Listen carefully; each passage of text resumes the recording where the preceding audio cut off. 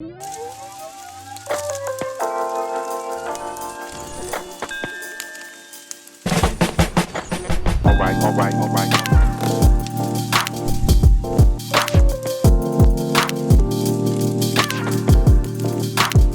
How are you doing, Chris? Hey, good. How are you? C'est un plaisir, Karine. Comment ça va? Oui, ça va très bien. Dans le downtown Hudson, c'est très ensoleillé ce matin. Hi, I'm in Jersey City. David Hugh, thank you for joining us this morning. I'm glad to meet you. I'm Karine. Yes, good morning. Good to be with you all. Good to meet you. I believe, if I remember correctly, you are managing the CPP. Well, in fact, we've just hired a managing director for the Canada Plastics Pact, but the natural step was the host organization that helped bring it to life. Yes. And so we also co-manage that with the Circular Economy Leadership Coalition and the Energy Futures Lab and other such events and activities. This is a wonderful, wonderful pact that we have in Canada. I'm really happy to see that happening. Yes. Yeah, we're very excited about it. Yes, it is great. Yeah, from the initiative from you guys at the Natural Step and also from Ellen MacArthur Foundation. That's correct. Good work, good work. A lot of work to launch a big coalition and to bring about a lot of people from the industry. Yeah, it's early days yet, but we're very hopeful that it's going to yield good results. Yes, I'm sure. Yes, we can learn a lot from Europe, I believe. Absolutely. And so I am pleased to welcome everybody this morning. We have quite a nice audience, always a nice way to get together and spread the good news about sustainability. I want to welcome you to our Conscious Talk. We are a group of professionals that are enabling sustainability into professional and into businesses around the globe. My name is Karine Hamel. I have founded the Conscious Strategists Group from Harvard. We all studied into a group for sustainable business strategy. And we are located around the globe. Completely, we are covering about 25 countries. We have a lot of different sectors, so it's a big strength that we have. We are cross-sectorial. And we are like-minded professionals that want to spread the good news and also bringing and bridging the gap between theory and also the action that we can bring into sustainable business strategies in different sectors. We want to allow people to use frameworks that does exist into theory, but we want to bring action and also concrete way of enabling professionals into their own company. Today, I'm thrilled to welcome a Canadian politician that we have, Peter Schiefke. Welcome, Mr. Schiefke. Pleasure to be here. Peter Schiefke is a Canadian politician. He's an environmentalist and a liberal politician.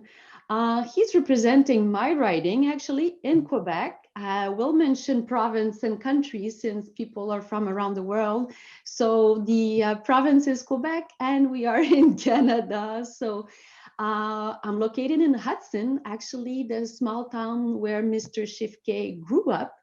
Now he's operating into Vaudreuil-Soulanges, which is actually the area here. Mr. Schiefke has got quite an interesting, I would say, professional path and also academic path. We studied at the same university and he did also studying at the McGill. Always around environment. It can give us maybe some more detail. And also he created and founded a group for students into sustainability that gathered Al Gore and David Suzuki. So congratulations for those initiatives that you had as a student. So you already had the leadership inside of you, Peter. So congratulations. And I want to tell you that Mr. Schiefke is our parliamentary secretary of the Minister of Environment in Canada, Mr. Jonathan Wilkinson. So with no further ado, I want to welcome and thanks Mr. Schiefke for coming and joining us this morning. C'est vraiment un plaisir. Merci, Karine, et bonjour tout le monde. I'm actually really happy that I could make it this morning. I actually fell quite ill yesterday and I had to cancel everything for the day. Wow. Feeling much better this morning, and I'm really happy to be here and joining you from, as Karine pointed out, my community of Vaudreuil-Soulanges, which obviously, if people are joining us from all around the world, is just to the west of the island of Montreal in Canada. I also want to begin by honoring and recognizing the Indigenous peoples who paddled these waters and whose moccasins walked these lands here in our community. You know, I guess I can begin by saying it's been a really challenging year for all of us, regardless of where we are around the world. But among the hard lessons of the pandemic, we see an opportunity to build back better, to forge a more resilient community, a country here in Canada and world. And I think this is a sentiment that's shared by many countries around the world. And as a government here in Canada, we remain intensively focused on safeguarding the health of Canadians and getting Canadians back to work when it becomes prudent to do so. But there's also a long-term imperative at play. And that is to be strategic as a government by putting in place investments that support building the future that we not only want, but the future that we need, a more sustainable, resilient, fair, globally competitive, and low carbon future. So in that context, some of you may know that our government in Canada unveiled last December for the first time ever, our climate plan that will allow us to not only meet, but exceed our Paris climate target. And it's bolstered by an additional $15 billion in new investments to facilitate strategic partnerships focused on rapid decarbonization with key emitters and other actors in the economy, and investments to enable families to take direct action to reduce their own greenhouse gas emission footprint across the country. From a global context, we also know that we have to work with our partners internationally. And that's why later this year, COP26, we know is a pivotal conference as signatories to the Paris Agreement gather again to enhance their commitment with hopefully more aggressive emissions target. Globally, it's recognized that phasing out coal-fired electricity is critical to meeting our targets, and that's why Canada co-founded with the United Kingdom the Powering Past Coal Alliance, which we're now proud to say has over 110 members internationally. In the lead up to COP26, Canada is going to be working with the UK presidency, as well as other key partners, to help shape international climate discussions towards achieving ambitious COP26 outcomes, very similar to what we did back in 2015. We're going to be focusing on phasing out market support for unabated coal power from climate risk and clean energy investment perspectives. And we're going to have, we know this full well, we have the responsibility to assist developing nations transition to clean electricity. And that's a big part of what we're looking to do as a country. So we're continuing to deliver on the $2.65 billion to support developing countries in their efforts to build low carbon and climate resilient economies. With regards to net zero, with the backdrop of this strengthened climate plan and our path towards COP26, our government also introduced legislation late last year called the Canadian Net Zero Accountability Act to make Canada's commitments to net zero carbon emissions by 2050 legally binding, not just on our government, but on all future governments. In addition to many new measures to ensure that governments are more accountable than ever before, this bill is going to help Canada seize the economic opportunity that climate action presents and provide the world with the cleanest, most cutting-edge innovations, not just now, but for decades to come. Net zero for us, as for our government, is not just a plan for a healthier environment, it's a plan to build a cleaner, more competitive economy. I want to also touch a little bit on sustainable finance. We're working globally on other areas of strategic importance. including sustainable finance. International momentum in this area is accelerating at a pace never before seen. Countries like France, the UK, the EU are looking at making climate-related financial risk disclosures mandatory, which is really exciting. And the United States, too, has pledged to require public companies to disclose the risks associated with climate change. And we know that with the new administration of President Joe Biden, we're going to be seeing this advance very quickly, quicker than it was before in the United States. In Canada, we've begun to take a number of actions to advance sustainable finance activity. Through the recommendation of Expert Panel on Sustainable Finance, we're going to be launching a private-public sustainable finance action council this year, helping us build critical market infrastructure needed to attract and scale sustainable finance in Canada. So lots of exciting stuff going on, not only in Canada, but around the world. As a country, we're committed to climate action, both at home and on the world stage, and we're going to be committed to that in the years to come. We've come a long way in a short period of time, but Canada had a significant level of catching up to do after a significant period of time and neglect, if you will, on the climate front prior to 2015. But our planet is calling on Canada to step up in ways never before seen, and all nations as well, to raise our level of collective ambition further. And we're up to that challenge. With current Paris commitments, the world is headed for a 3.7 degree rise in global average temperature. And if we're to avoid the most catastrophic impacts of climate change, we must ensure that this rise in average temperature is kept under 2 degrees, which I'm sure all of you already know, and ideally at 1.5 degrees. It's paradoxical at the moment of risk and opportunity, but we know as a country that we can and must do more. I'd love to actually just kind of end off by saying, the only way that we're going to get this done, the only way that we're going to achieve what we need to achieve as a global network of countries, global network of stakeholders, is by working together. And I can pledge here, as we've always pledged, that Canada is going to continue to play that international role. And we look forward to working with stakeholders, like many of which that are on the call with us today. Donc, Karine, un gros merci encore. I'm looking forward to answering some questions and listening to your feedback on what trends you're seeing in your own sectors when we get to the round table segment. Merci. Merci beaucoup, Peter. Merci. C'est un plaisir de pouvoir se parler quelques phrases en français. On va aussi surtout parler en anglais. We're going to speak in English for most of the meeting. If anybody would like to have a translation when we speak, I believe everybody is mostly in English.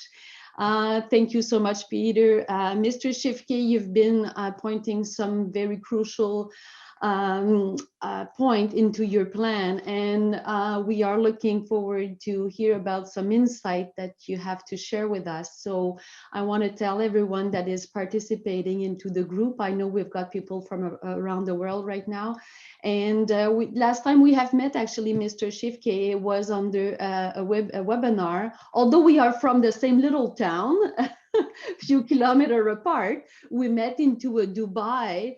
We were with the Emirates Arab. You were actually in Quebec, but we were meeting with the people from Dubai, I believe. So that's interesting how the planet became so small, I believe, the past year. That's the way I feel, actually.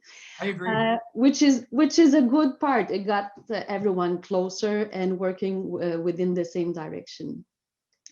So I'm going to start with some questions that we've been thinking about concerning specifically the plan that you've been talking about, Canada.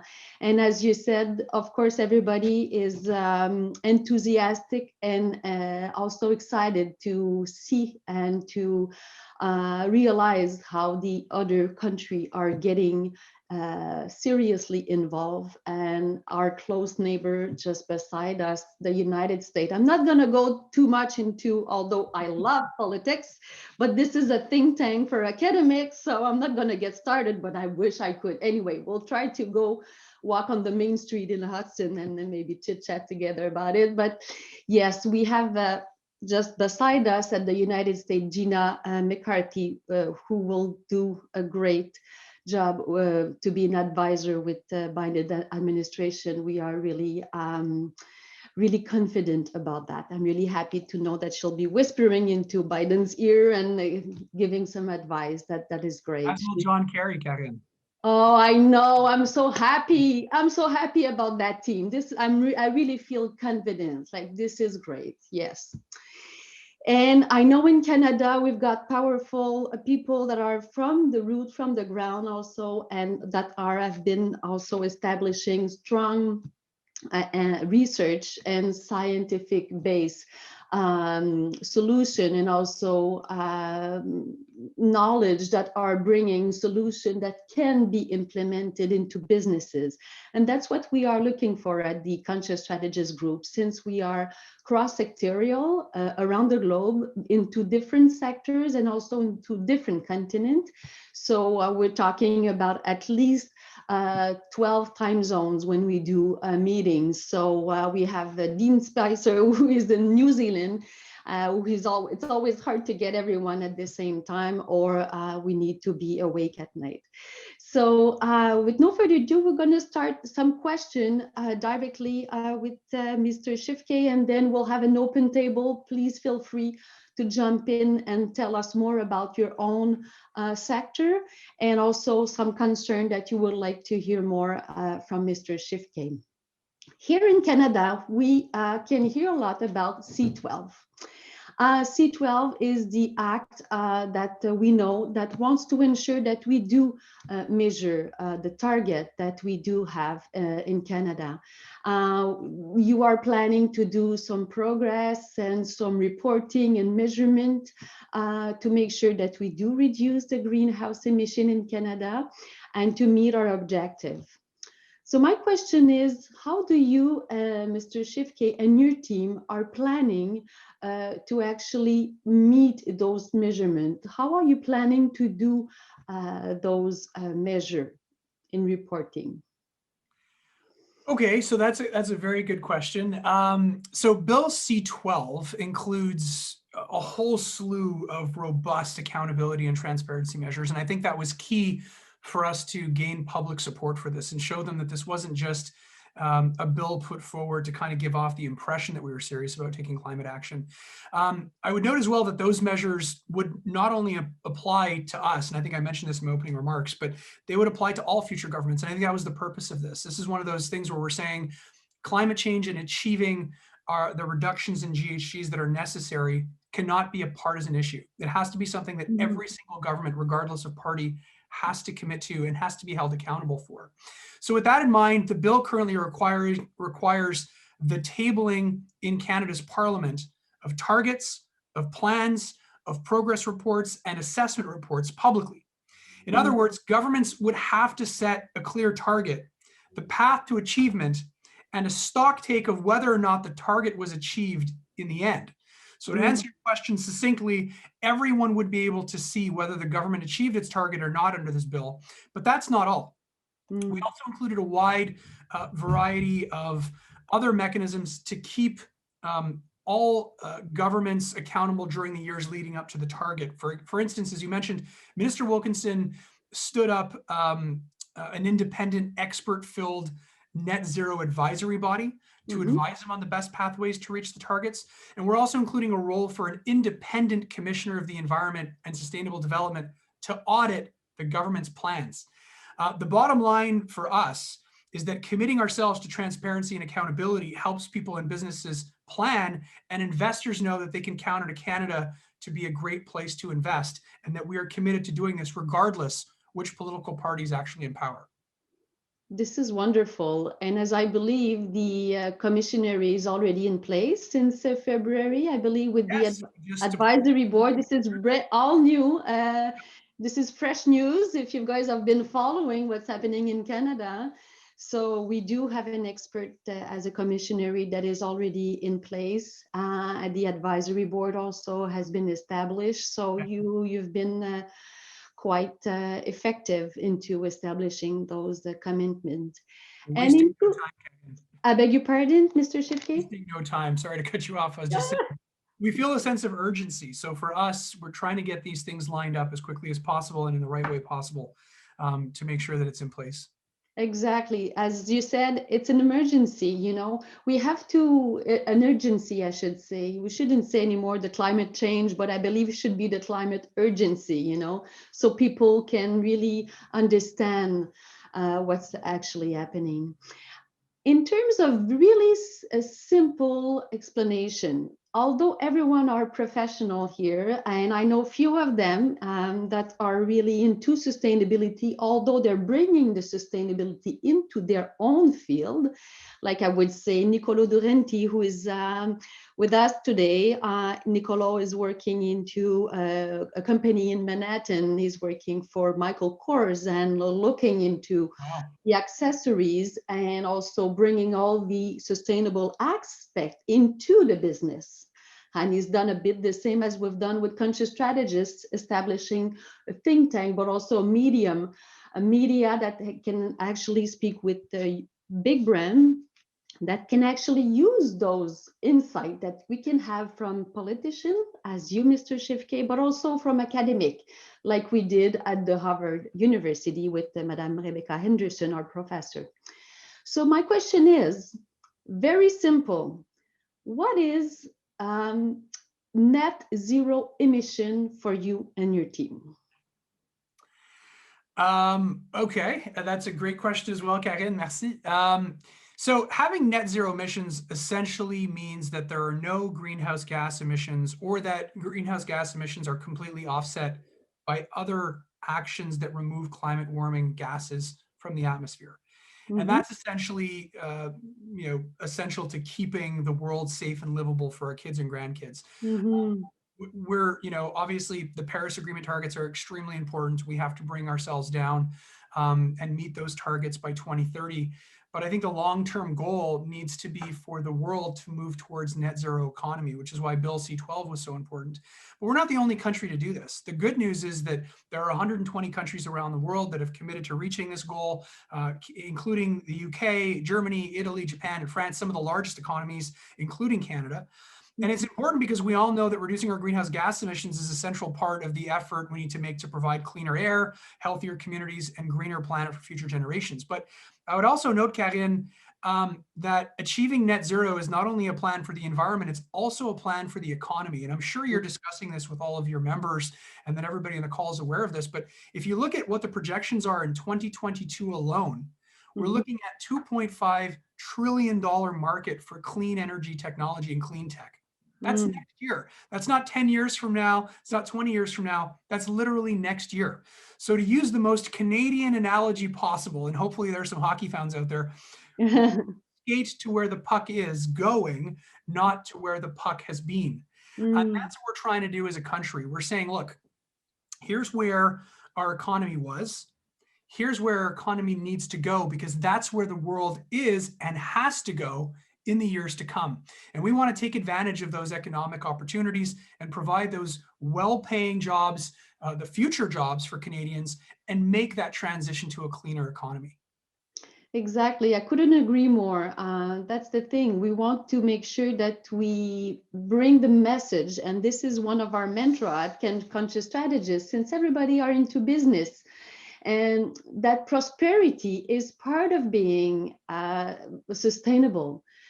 We need to think in terms of, yes, it is possible to be prosperous and to have profit within a business with the strategy of sustainability completely integrated within the board of director. It needs to be part of the business strategy. It needs to be part of the culture of the company. It cannot be only the department of CSR or sustainability or the marketing that does the annual report, that does the check mark at the end, right?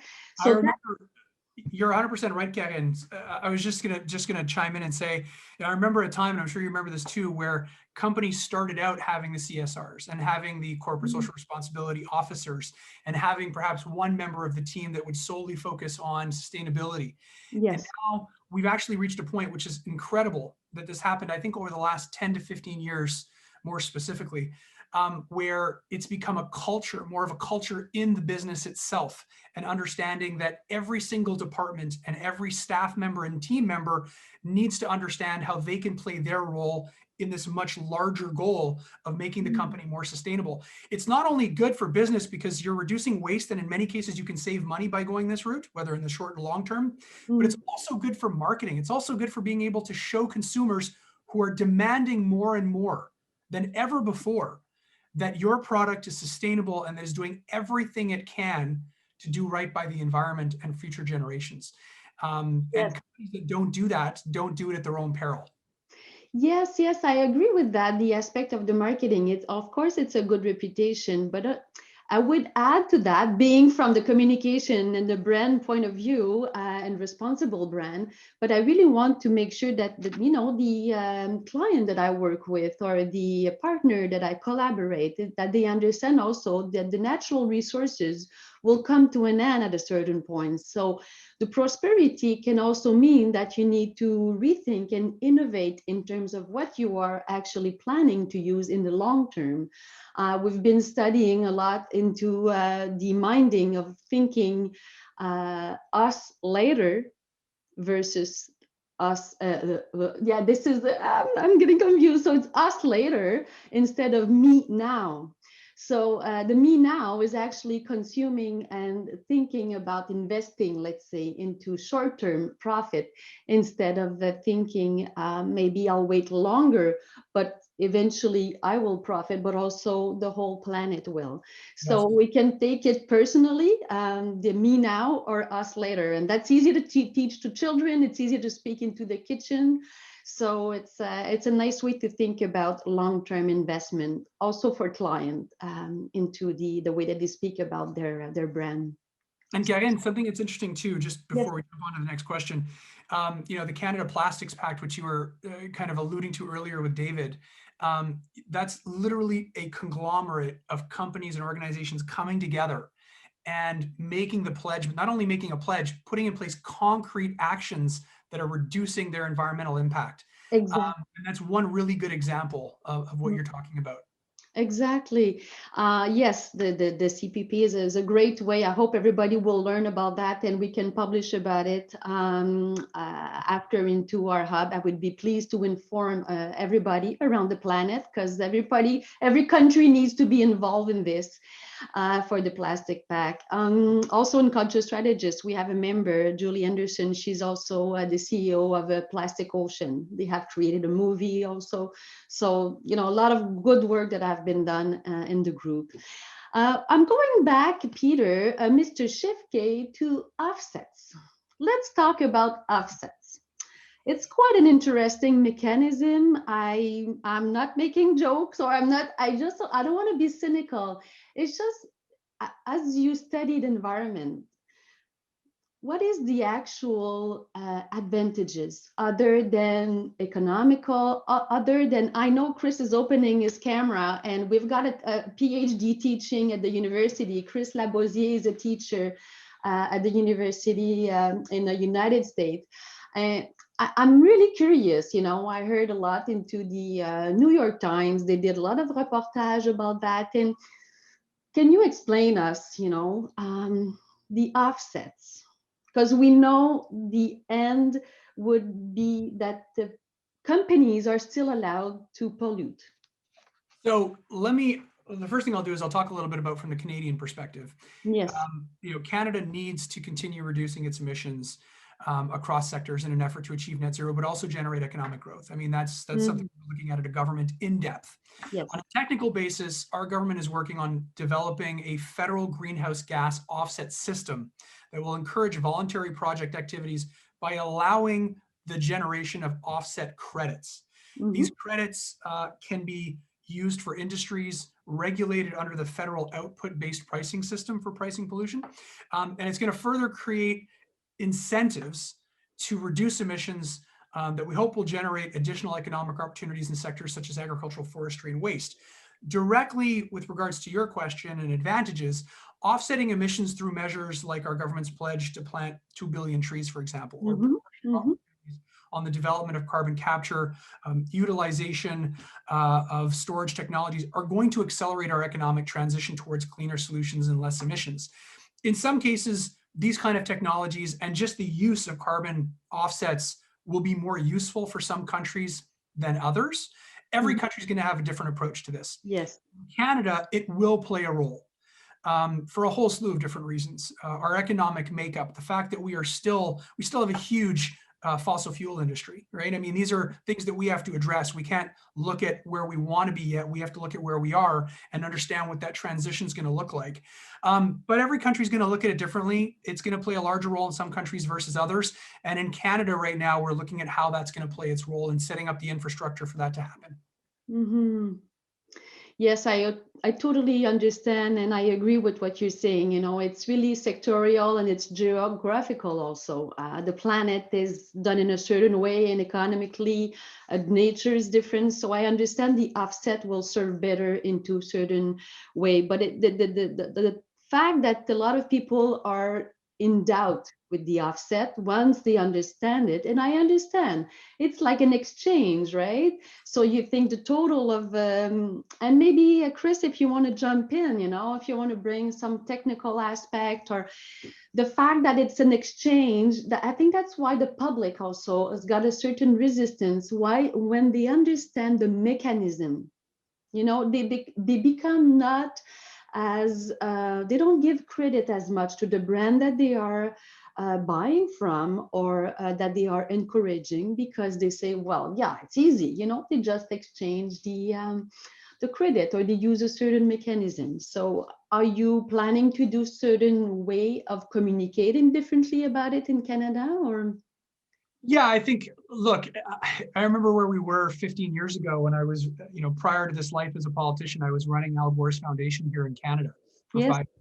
And at that time, back in 2006, the challenge for us was to try and get Canadians to understand the basic science of climate change and the necessity to take action. That's where we were 15 years ago. We're no longer there, thankfully, right? Like Canadians, if you ask Canadians what their top issues are, climate change now typically polls in the top 3 to 5, right? Prior to the pandemic, it was in the top 3. I think now it's in the top 5. Now we've reached a point where we're trying to explain and really get out the messaging on the different ways that we can tackle climate change and reduce GHGs. And we sometimes get stuck in the weeds onto very technical things that are hard to explain. The one thing that I will say, and something that I say to people when they ask me about carbon offsets, it's not a way necessarily, like, you know, there's this idea that companies will just be able to buy credits or offset and not actually take action. But the issue there is that if they don't take action, it costs them more. People don't realize that. So there's a financial incentive for them to take action. And the flip side to that is companies that are more successful, for example, in reducing their GHGs, can actually profit from, you know, sharing those or selling those, if you will, to the other sectors. So it's actually, it could be a very valuable system if it is set up properly. But the thing I'd reinforce is it's not kind of a get out of jail free card, if you will, for companies that pollute or sectors that pollute. In reality, it costs them not to reduce their greenhouse gas emissions, right? So Yes, there's yes. there. Yeah. And as my friend Jessica Skopakaza in Dubai would agree with me, since we are working together at Conscious Strategists and she's into communication too, the big part into this would be the communication. How do we communicate to the citizen? How can we communicate that everybody understand the professional sector, the business sector, so they can be seriously concerned about it and believe in it, because you got to believe it to take action. So yes, thank you for your answer. Going back to the mechanism for accountability for the plan that you have established in Canada, the commissioner and also the advisory board that you guys have, your party have been established. At the Liberal Party, you've been established this board in February. With the bill C12, are you planning to use certain reporting measure? Let's say, like we are targeting 2030. we are also targeting 2035, 40, and then 45.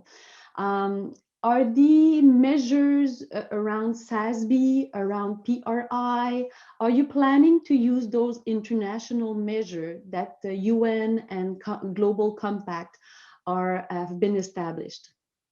So another good question. Within this legislation, Karine, although not often discussed, there is also a requirement that the government of Canada follow the same climate risk disclosure provisions that we encourage the private sector to adopt. That's number one. This reporting can help our government manage the risks of climate change to our own operations, help us invest wisely for today and for years to come. As another example of kind of accountability in C12, at the height of the pandemic in May of last year, at least in Canada, our government introduced the Large Employer Emergency Financing Facility, which aims to provide bridge loans to help companies address cash shortfalls due to the downturn.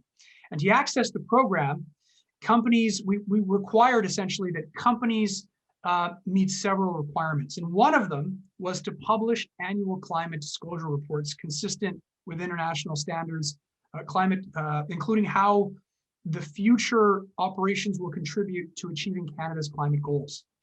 That was one way of doing it. It's kind of tying access to financial support to taking climate action and kind of leveraging that important role that the government of Canada plays. On an international front, Canada and the UK are co-founders, as I said earlier, of the Powering Past Coal Alliance. And members of this alliance, which are governments from around the world, companies, investment banks, et cetera, must have principles in place that exclude financing for any new investments in the coal sector.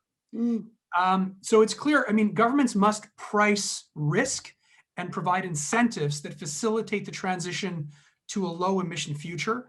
And in that frame, Karine, our government has made significant investments to stimulate post-pandemic economic recovery while also ensuring a more sustainable future. And what we see this as just the beginning. We're really looking into how can all aspects of what the federal government does support, and I would go so far as to say kind of reinforce a move towards a more sustainable economy. And everything from the financial support we've provided so far through this pandemic to what we're going to be putting forward as financial support to help rebuild the economy. We want to leverage that because we feel, this is obviously an opportunity to do it. We want to leverage that to ensure that whatever we're doing as a federal government is moving us in that direction, and we're not missing out on this opportunity.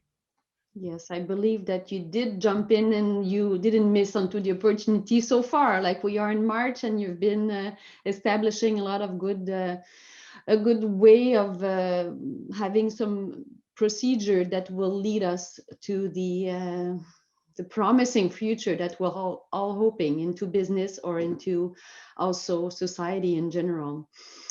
Which leads me to my next question regarding the the Canadian Plastic Pact that we have been launching in Canada for now over a month that we were seeing. I'm very happy that we have the president, Mr. David Yu, with us this morning. That's very, very good news that you are part of us this morning, because my question was already written when I saw you. So this is fantastic, because I've been following this launch since the beginning. And I understand how big this alliance is to Canada, also to North America, because the United States actually started their pact only 2 months prior to Canada, if I'm not mistaken. And it was done with WWF also, which in Canada, we have done it with natural steps from Canada, and also Ellen MacArthur Foundation. So I'm really pleased that in Canada, we are part of this, this pact, actually, the Canadian Plastic Pact. I would like to know, Mr. Schiefke, could you tell us, or maybe Mr. Yu can also complete the answer? I would be pleased to hear from him also. What is the objective within the first year of the CPP, the Canadian Plastic Pact? Merci, Karine. Good morning, David. Good to have you on. So the launch of the Canada Plastics Pact was, in my mind, the launch of a groundbreaking initiative. We were confronted with the COVID-19 crisis, the climate crisis, the biodiversity crisis, and the waste and pollution crisis. And through those collective issues, our efforts, we knew, must remain collective, and that's why this pact is so important. Just want to give you a couple of stats here. In Canada, only 9% roughly of everything that we put into our recycling bins, and I know that the recycling systems are different around the world, but we have these big blue bins that every household has, and you put your recycling into it, and only 9% of what we put into those bins actually was recycled. And I mean, that is for all intents and purposes, a stain on our record, I believe, as a country, to only have 9% of what we were putting into blue bins recycled. And there are a whole slew of reasons for that. Not least of which is that we've got 10 provinces and 3 territories, and all of them have different recycling regimes. And of those 13 different jurisdictions, there were another 200 plus jurisdictions, talking about municipalities and so forth, that all had different ways that they were recycling, which made it incredibly difficult for any company or any producer to properly produce and recycle their products. So it's a challenge that we knew as a country that we had to tackle, and we had to adopt a different way of doing it. One of the ways we knew that we had to go about doing it was to form partnerships that weren't established previously and bring everybody together to solving this key challenge that we have as a country. So more than 40 partners have joined the Plastics Pact, representing diverse parts of the plastics value chain, from leading brands, some of the biggest in our country and around the world, to waste management companies, government institutions, and NGOs. Because plastic packaging accounts for 47%, think about that number, 47% of all plastic waste. It is the immediate focus of the collective efforts of the Canada Plastics Pact. Within the horizon of 2025, the pact is aiming to rethink the way that we design, use, and reuse plastics, and hopefully charting a path towards a circular economy for plastics.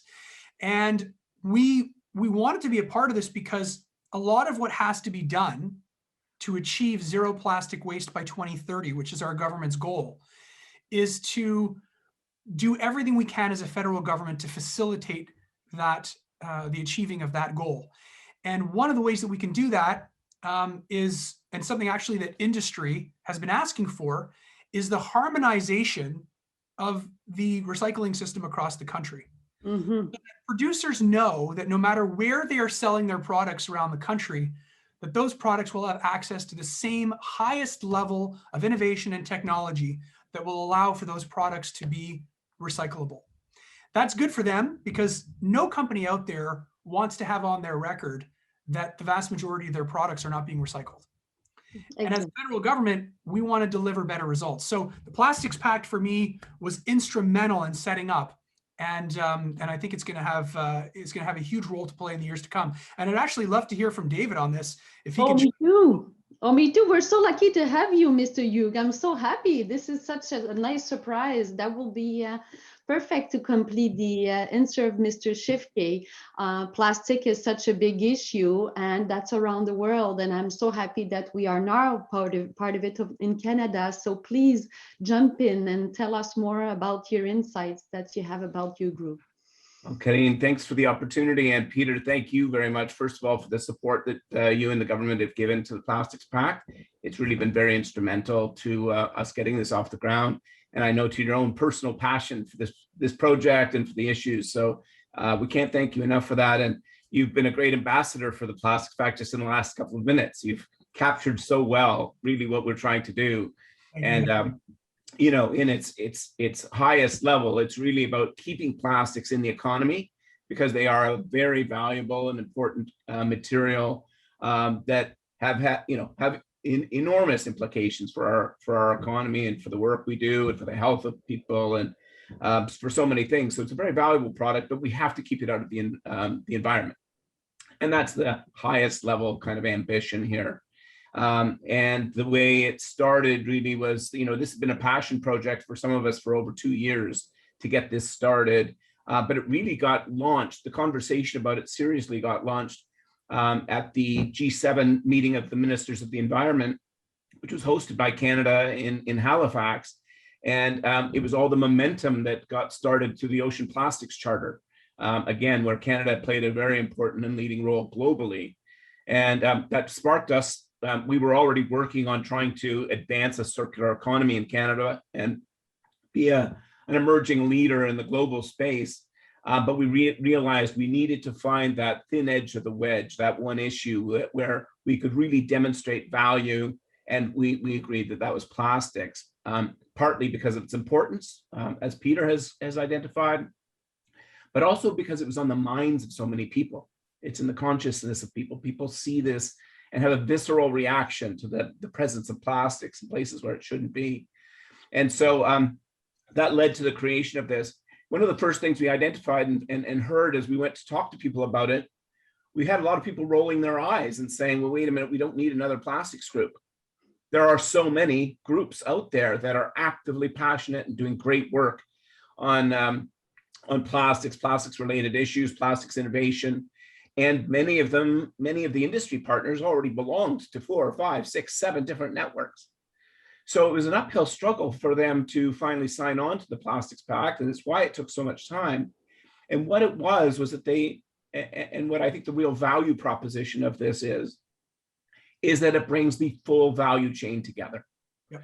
From the upstream designers and users to those that are at the end of the line, and those that are recycling and finding new strategies. And when we were able to demonstrate, first, this was part of a broader global network with the Ellen MacArthur Foundation Global Network of Pacts. And when you realized that the entire system would be at the same table, trying to break down silos that have been in place for 20 and 30 years, that's where people said, this is a unique opportunity. And so directly to the question about what our first priorities will be, we have the longer term priorities around the targets that we're trying to achieve.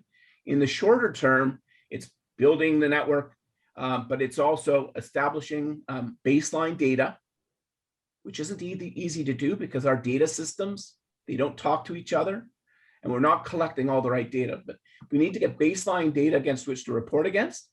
And I'll just be another minute. And the second is to build a roadmap that says, here are the priorities and here are the next steps. But the last thing I'll say, and then I'll pause, is just to say, enormous work is being done by industry leaders and by NGOs and others, but much of it is being done at an individual basis. And many of them are signing on to global pacts and commitments where they're saying, our company will do this to address this issue. But what we need to do, and priority one for me, is for people to think less transactionally and less as a single organization and more systemically. To think in terms of systems and the broad systems change that's going to be required. And that's going to be hard work because it's not the norm for companies to think in the broader strategic interest and the strategic shift that's required. But that's good. That's the exciting work. It's the hard work, but it's the exciting work. And so again, thank you for shining a little bit of light on the project. And again, Peter, for your support. Thank you, David. Can I just chime in really quick with one key point on that, David, that you didn't mention? From an economic standpoint, we have the data that shows that the millions of tons of plastic that actually makes its way into our landfills every year represent over $7 billion just in Canada in unclaimed economic value. There is, it's not just from an environmental standpoint, from an economic standpoint, we are losing out. The other thing I want to add for anybody who's really interested in this, and David, I'm sure already knows about it, but Canada's actually hosting the Circular Economy Forum this fall. So if anybody's interested in if this is something you're passionate about, by all means, sign up, be a part of it, because it's going to be exciting stuff. It's really going to look towards where we're all going as an international community towards this circular economy necessity, if you will. We will post it onto our hub. We will be happy to share it and to share the information. And thank you, Mr. Schiefke, for asking Mr. Hugh about the data. I wanted to go a little deeper into which kind of data, because we hear a lot about data, but as citizen, because we know, Yes, government, yes, private sector, but it starts also with the citizen. And as we know, plastic, we tend to forget, but as citizen, we have to understand that it is sustainable, like it is durable right? We have to think that it actually lasts these things. So maybe as the circular economy, when we hear a lot that it's just to keep it into a certain use, you reuse it to something else, or you just use it for as long as you can, but no more single use. That doesn't make any sense anymore, right? So I'm pleased that we can actually share a lot more information, and we'll be in contact, and we can use our platform for a tribune for this great project that we have in Canada, and a lot of countries do have already established. And I just have a quick question for Mr. Yu, and then we'll let the people have some question if you do have some. Are we planning to work as North America? Are we planning to collaborate with the United States with their new plastic pact that they have been established with WWF? When we first designed the pact, we had some people ask, should we make this a North American or a Canada-US pact? Yes. And we resisted that because we thought so much of the system that we need to work on is really national and regional within Canada. It's how our policies are shaped, it's how our infrastructure works, our funding mechanism. So we decided to have it as a plastics pact for Canada was the right way to do it. And that's largely how the Ellen MacArthur Foundation has run it. But we have been in direct and frequent contact with the US Plastics Pact. We are involved in their road mapping, which is a priority setting exercise. They will be involved in ours. We're sharing knowledge and resources.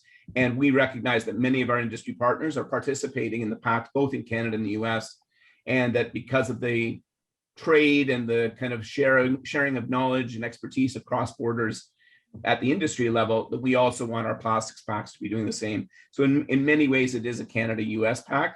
And then we have the added advantage that all the pacts come together under the Ellen MacArthur Foundation to share knowledge globally. So whether it's in the UK or South Africa or in Portugal or Chile or where have you, we're sharing that knowledge as well. Fantastic. Thank you for your answer, Mr. David. You are the president, right, of the CCP? CPP? I'm the president and CEO of the Natural Step Canada, which is the host organization or platform for a series of activities. The Canada Plastics Pact is our latest. Yes. We also are hosting the Circular Economy Leadership Coalition, which is involved with the World Circular Economy Forum that was referenced, September 13th to 15th this coming year. And then also the Energy Futures Lab. And we work closely with lots of other partners as well. Thank you. Thank you for the precision. We'll go to question now. We do have Janelle, and then we'll go to Nicolo Duranti in second place for the question. So please tell us your name, your country, and your sector, and to who you address the question. So please go ahead, Janelle. She's part of our Conscious Strategists Group. Thank you very much, Irene, Mr. Peter, and Mr. David. Put your sound louder, Gina. Janelle will hear you better. Are you able to hear me now? Yes. Okay, thank you, everyone. My name is Gina. I'm originally from India and Mumbai, and I'm studying here at New York University, doing my master's. So presently, I am working as an intern for the Center of Responsible Travel.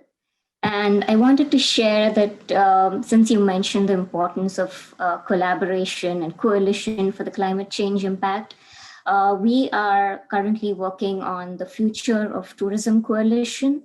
So that is for promoting responsible travel practices all around the globe, and having guiding principles to reduce carbon emissions, climate change impact.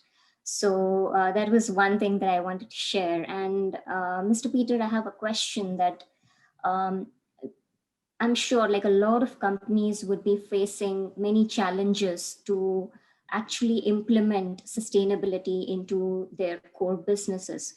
So is there a program directly in relation with the government that they help them achieve their, set goals for the companies, or help them with the challenges that they are encountering to achieve their goals, especially like sustainability and climate change impact goals? So first of all, thanks for that question, Janelle. And I want to start off by saying, best of luck with your graduate studies. I remember my graduate studies very fondly, although I also remember that they took many years off my life. So I wish you a wonderful experience. That's a really good question. There are not necessarily programs, but resources that are available to Canadian businesses that are looking towards making the transition. And those resources were put forward because we put in place record and historic funding to help businesses make that transition.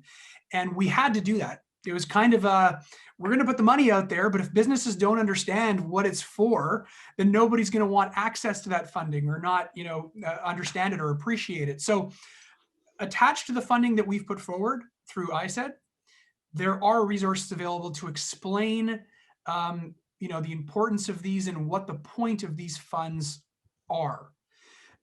And so far, the good news is that the uptake of the funds that we've put forward to help businesses make a transition or perhaps expand on their business that is already in the field, we simply can't invest enough. It's good news.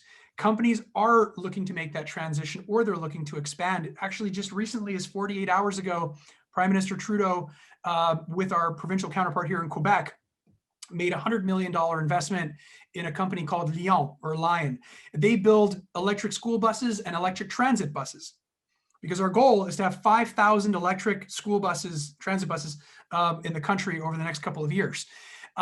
Their problem was they didn't have a facility big enough to meet the demand. So we wanted to be there as a country to say, look, let's make this happen. We need these kind of investments to help achieve our GHG reductions. Let's do it. But all to say, there's no real programs that exist, but resources are definitely there to explain, the necessity of these and how to get access to them. Good luck again with your studies. Thank you.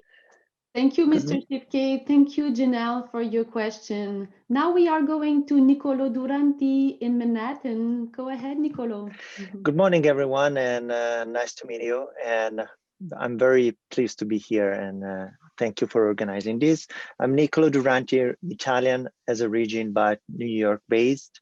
I work in fashion, and my question is for Mr. Schiefke, and I want to, we all know that Canada is the house of the most important outdoor brand that are outdoor and yoga brand that are nowadays around the world, and you guys are leader in this. And still Canada has a big manufacturing base in Quebec and in British Columbia for garments and ready to wear, very, very different from other places in the world. My question, in my experience, I found that only through government we can find the road to sustainability and circular economy in fashion. US is missing this because there is no government programs to make sure that all the different brands are working together towards the same goal. What about in Canada? Are you working on this? The pre-competitive scenario is very important in fashion.